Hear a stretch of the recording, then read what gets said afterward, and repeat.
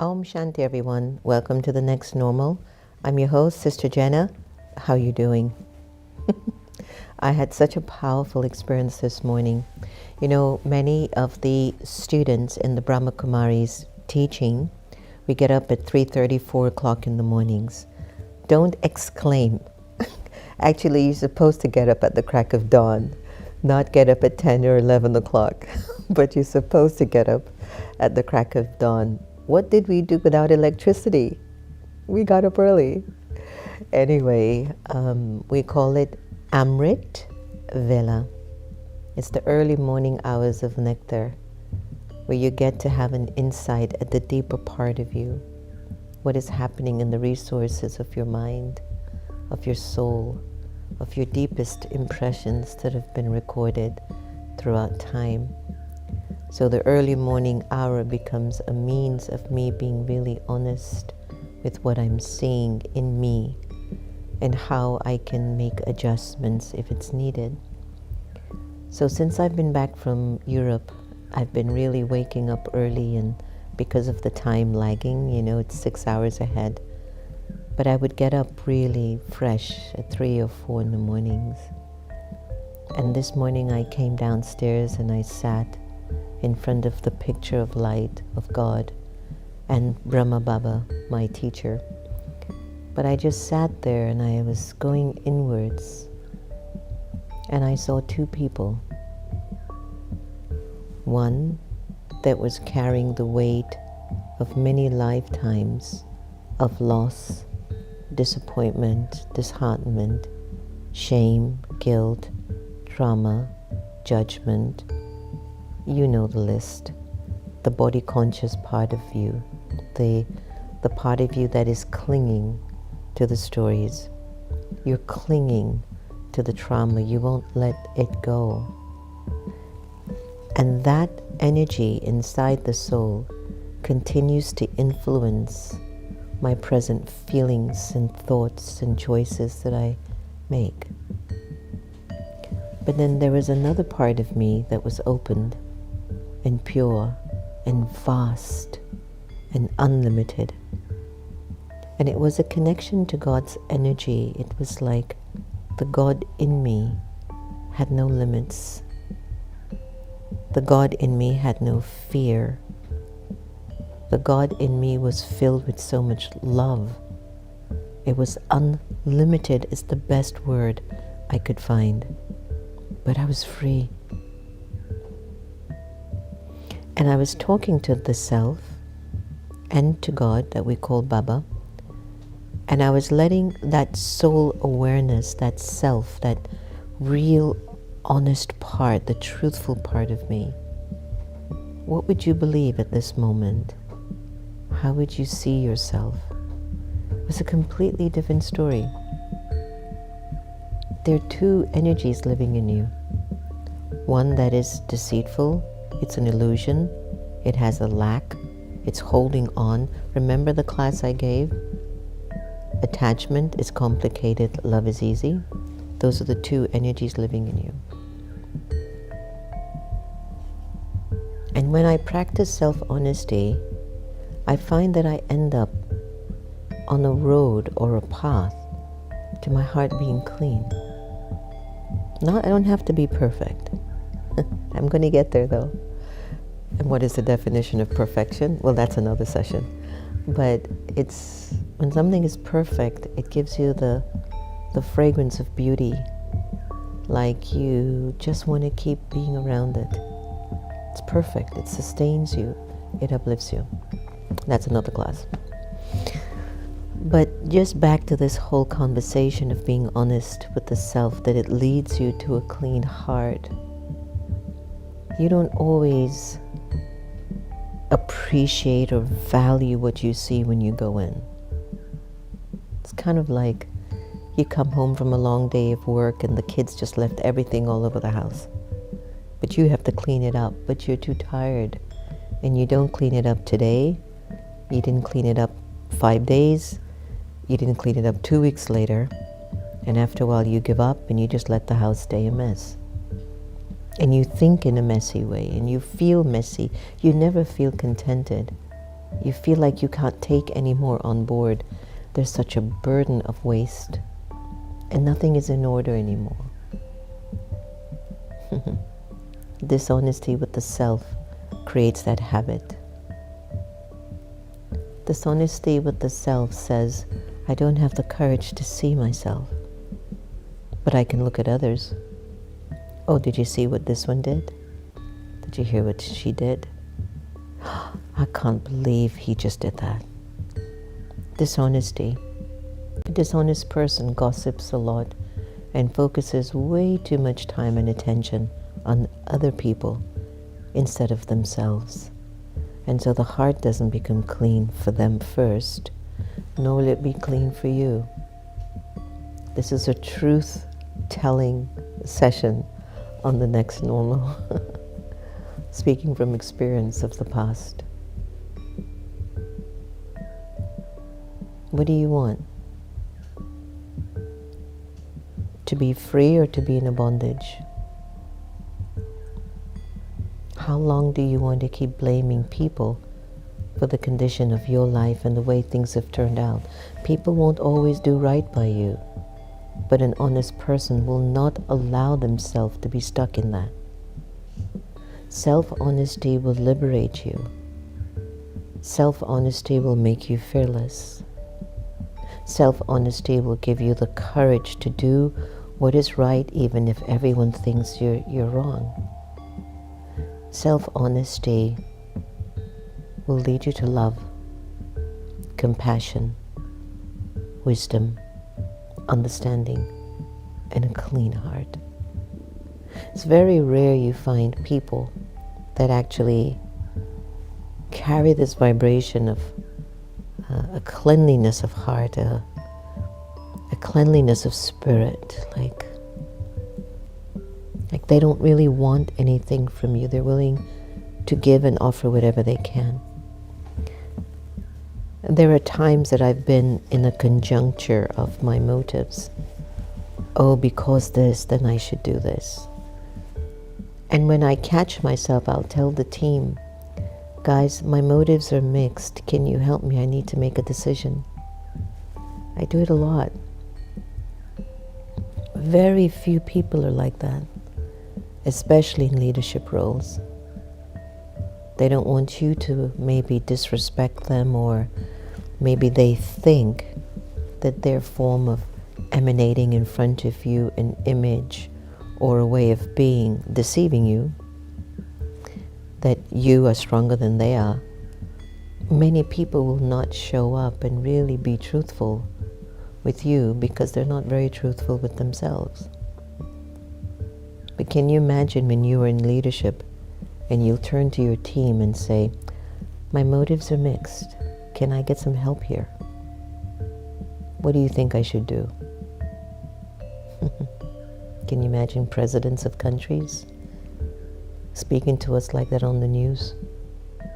America, help me. I'm a little bit mixed with my motives. What do you want for your country? India, help me. I have a little bit of selfishness somewhere. Indians, help me and tell me, what would you like? Russians, please, I'm not sure if I'm clear in my leadership here with you all. Tell me, what do you want to make your country better? Ukraine, South Africa, Zimbabwe, the Congos, the list goes on. In your own families. That's self-honesty. Can you imagine a world being functioned by human beings that have that level of integrity? It'll be huge, groundbreaking. And we wouldn't be chasing after the illusion of greed. We would be bartering with each other.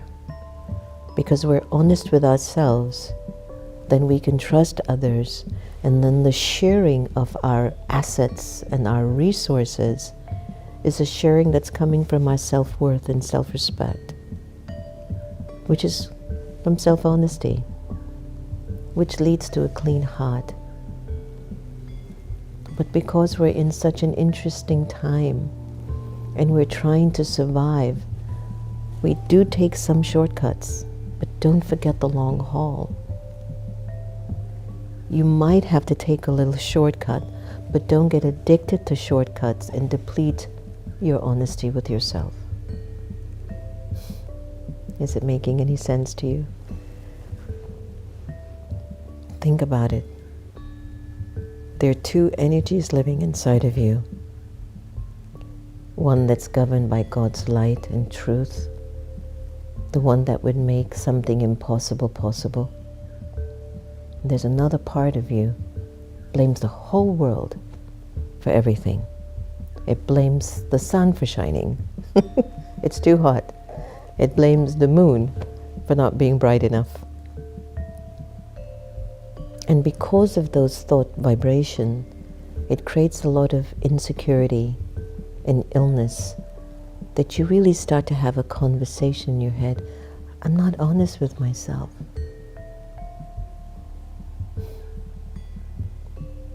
Example. Have you ever been in a relationship with someone closely? Whether it's a partner, a lover, a spouse, a relative, a best friend, a colleague at work, a president of a country. But you realize that they're lying to you. What is your immediate reaction? Put it in the comments. How do you feel? And how do you start to treat that relationship after that moment and that event occurred? You're cautious, you're angry, you're disappointed, you stop trusting them. And if it happens over and over and over again, you stop trusting people, period. And you become all for me. I don't trust people, they're a mess. Blah, blah, blah, blah. And then you realize it's your lack of self-trust too. It's playing a big role in that. When I have a conflict of principles or values, I become very aware of the consequence of that in my nature. And I have to really pay attention. You don't do this. Don't do this. Don't be like this, that you don't realize what you're doing. So even when that person deceives you, you move away from them. You stop caring, you stop loving like you used to. You become very self-focused in a way that sometimes isn't very good for your long-term well-being. Not self-focused in spiritually evolving, but self-focused in it's all about me now, it's what's in it for me, I don't care. That's different. And that's not self-honesty.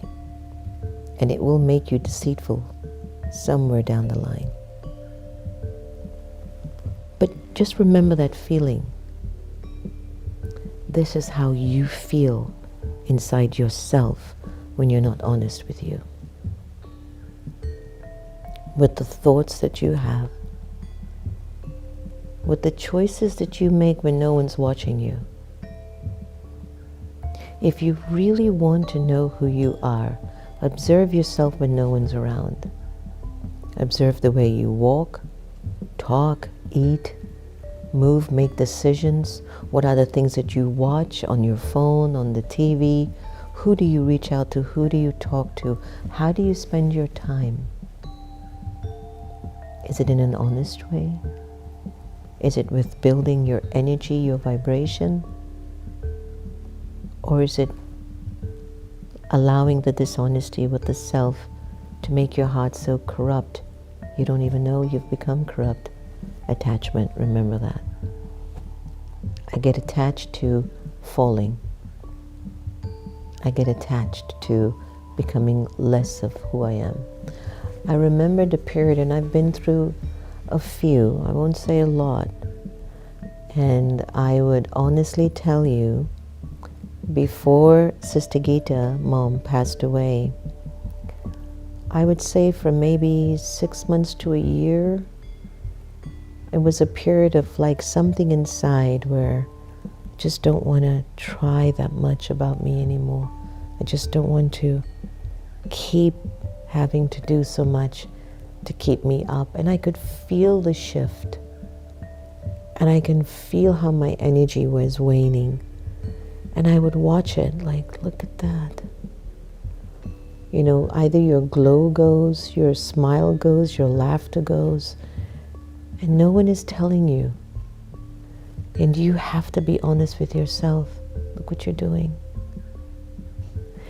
And you don't know if it's a culmination of many lifetimes of burdens, of karmas that are really attacking you in quiet ways. But at least when you're honest with yourself, that you're recognizing what's going on, you're saying, I know I'll get up and it'll just be the right time. You know, you're going to be able to do, you've got this. Your light is your truth. Your peace is your power. Your silence is your weapon. It makes everything work out for you and for everyone around you. You keep talking like this while you're on the battlefield. Maybe scared behind a rock. Maybe putting another soldier in front to conceal your fear. You do a lot of things. The beautiful thing about self-honesty, it cleans out your heart. And once your heart is clean, God will protect you. Again, you don't have to be perfect. But if you make your heart clean, God will protect you. He won't leave you out there alone. Let's take a moment to meditate for a while on this idea. And I hope that I've touched somebody in a way that it has changed you to just get up and get your act together and shift what's been pulling you down. So let's take a breath. And breathe out.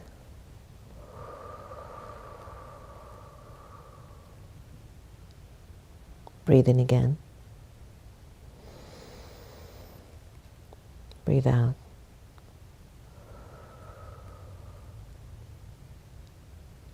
I turn my attention within.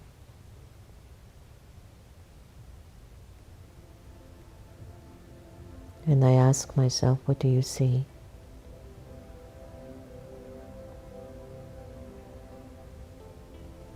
What do you see that's sitting inside?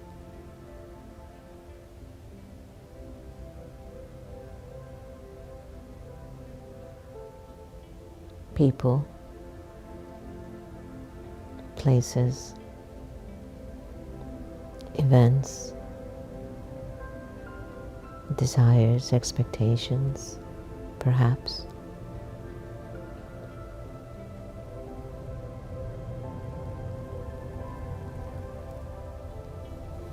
Take a look at them truthfully.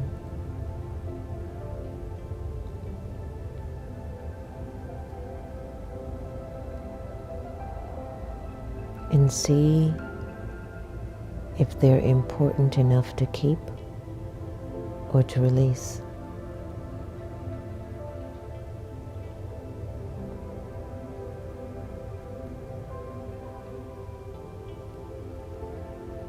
There are certain events that we go through.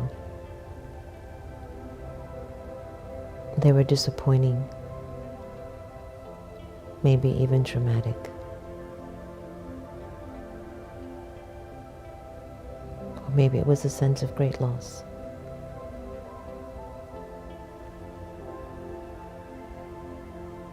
But if I'm honest with myself, today I'll choose to just let it go and accept. It was destiny. It had to happen, even though I didn't want it to.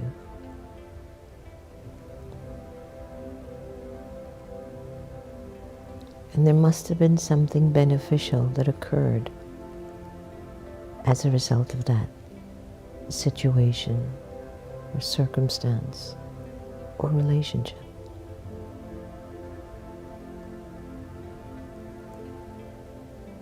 And so with my self-honesty, I'm able to tap into my wisdom and accept it was destined.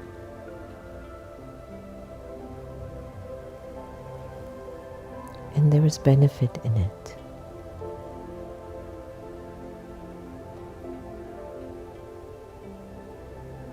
And today, I have the courage to let it go.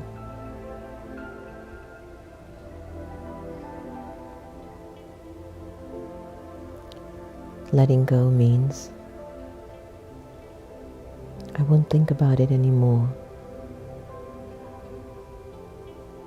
in the form, in the feeling, in the result of the event or the relationship.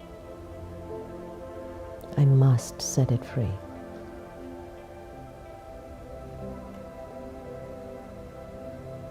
And in my setting it free, I'm giving space for God's love and power and light to give me the enthusiasm to keep moving forward in life, to give me the strength to pick up the pieces and carry that which is important, that which is beneficial for me and those around me.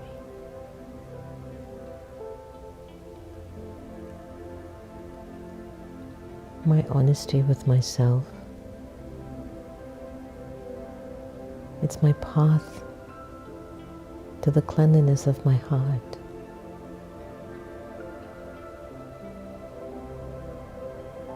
I start to trust myself.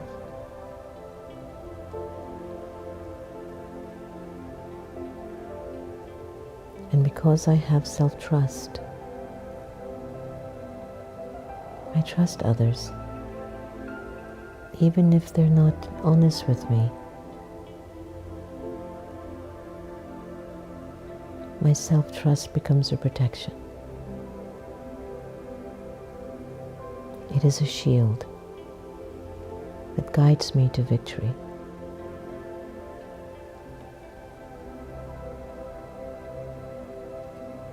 So let us just take this time and sit on the journey, on the path of self-honesty, knowing that each step I take, my heart is becoming cleaner and I'm becoming freer,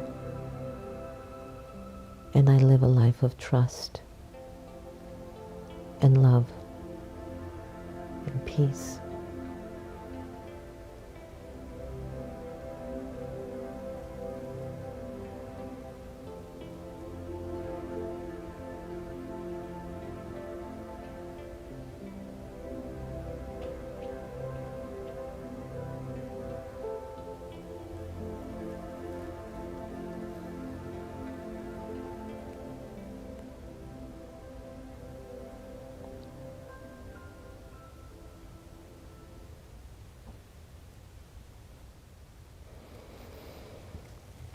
Take a deep breath in and exhale. You have to continue to keep thinking about the benefits of self-honesty on yourself. Don't worry about the rest of the world right now. But you have to start to trust that there's a power in that, even when it's difficult. And it does get difficult, I tell you. Because self-honesty is also a process. It's not always 100% clean, but you're becoming that. Santosh, let's take a look on chat to see if it has any iota of what I've said to make sense. Self-honesty is the practice of being truthful and transparent with oneself about one's thoughts, feelings, actions, and motives. It involves acknowledging personal strengths and weaknesses, recognizing and accepting one's true desires and fears, and being aware of any self-deception or rationalizations. Self-honesty is essential for personal growth, as it allows individuals to confront their realities without denial or illusion, leading to better decision-making, improved relationships, and a deeper understanding of oneself. It requires courage, introspection, as it often involves facing uncomfortable truths and making necessary changes to align with one's values and goals. That's so beautiful, huh? I tell you, this awakened intelligence is no joke. Let's go to our Sister Gita effect and hear what our beautiful Sister Gita's inspiration has to offer us today.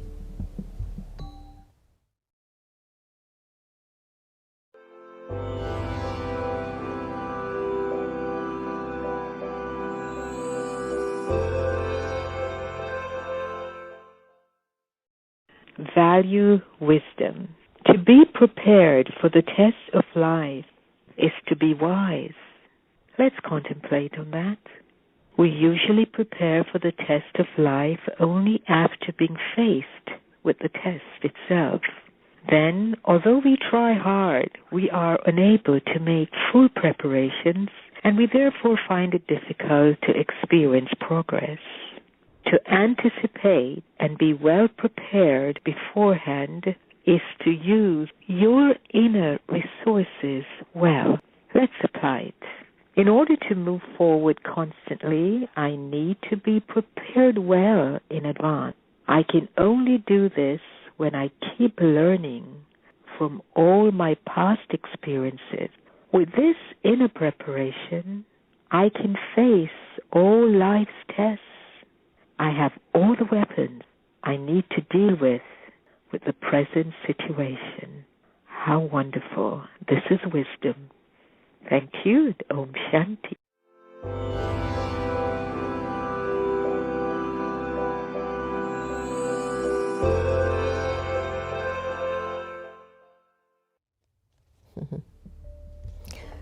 I don't know where that touching of a thought came from to collect a lot of the wisdom that Sister Gita has left behind for us to benefit from. But I have no words to express what it means to me. All right, today's avyakt, out of the world signals of thought. Always have the awareness that you are a victorious soul all the time. That you have played this part many times and you're simply repeating what you're doing. It's nothing new. With this awareness, all your thoughts of, what can I, how can I do this, what can I do, these complaints will finish and you will become complete. When you have this power of awareness in yourself, you will make whatever is impossible, possible. How can I, what can I, why is this happening? Stop. This is how, this is why. We just have to do it. All right. Hello, everyone. Hi, Jenna. Hi, Tamil. Hi, Tulas Kumari. Hi, Joanne. Lying to me is shocking as it has broken an idea I had of them. So I see that I've been attached to an idea that is not true. That is on me, not them. Joanne, isn't that a huge realization for you today? It released you, didn't it? I'm not a saint, they're not saints, but we're going to become. The more effort you make, you will become it. All right. Hi, Jagruti. You're welcome, my sweet sister. Hi, Gigi. Om Shanti. Nasira, good morning. Salam alaikum. Kambili. Kushali. Nimesh. Nimesh. We're missing you, Nimesh Bhai. Om Shanti. How are you? Everything is okay in Gujarat? Okay. Om Shanti Shobha. Hi, Dinesh. My eBay income wife's wish list. That's an interesting handle. Wife's wish list. Hi, Jyoti Ben. Rank. Sue. Lee. Jackie. Good morning, Jackie. So Jackie and I met each other in Paris when she and I were on a panel for the SDG Sustainable Development Goals. I think I was interviewing you, and she was such a beautiful heart. beautiful spirit. She's the executive producer for an upcoming movie entitled Frequency of Miracles. And I think you can Google her, Jackie Woodside, and see some of the good that she's up to. Nice to have you on today, Jackie. Hi, Indu. Om Shanti. Wendy, nice to see you. Seeds says, I love the way you're open about what you're experiencing. Maybe too much. But anyway, everybody, thank you all so much for joining us in the next normal. It means the world to us that you take this valuable time, especially when we're alive. I love that intimacy and that real life connection. But do know it's also 24/7, that when live is finished, I'm still somewhere around, lingering, sharing something with you. So thank you so much for joining us. Just remember, if you want to amplify love inside of your heart, practice loving everybody the same. Your life will change. Take good care of yourselves. See you again soon. Om Shanti.